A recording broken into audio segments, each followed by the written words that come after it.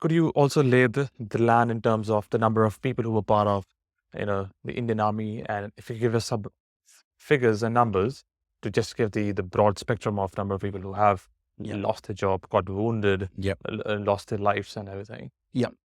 Modestly proud that until my book came out, we all thought that about 5,000 Indians had served on Gallipoli because of a statistic in one of the War Office reports, which said number of Indian troops sent to Gallipoli, 5,000.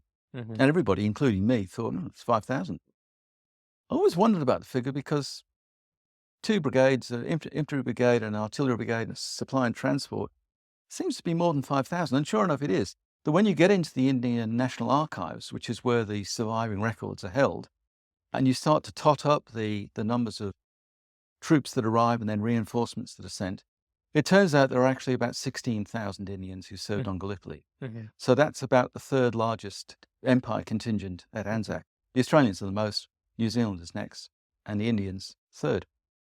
Of those 16,000 odd Indians, about a quarter of them are Sikhs, because the Sikhs are in the 14th Sikhs and in the mountain artillery. About a quarter of them are Punjabi Muslims. The Indian Army called them Punjabi Muslims. That was their sort of terminology. And they're in the mountain artillery, 50-50. It's split equally between those two groups, and largely in the supply and transport. And then there are the Gurkhas. About half the force is Gurkha because of the 4 Gurkha battalions. There are odd men. I mentioned the medical officer of the 14th Sikhs was not British. He was a Parsi. Parsaji, I've forgotten his name exactly. That's fine. But anyway, a Parsi. And in the medical units, there were small medical units on Gallipoli. They had British medical officers and Indian orderlies and bearers. And lots of them are Hindus from places like Uttar Pradesh and Bihar. So there's a mixture of Indians in the Indian force in those proportions.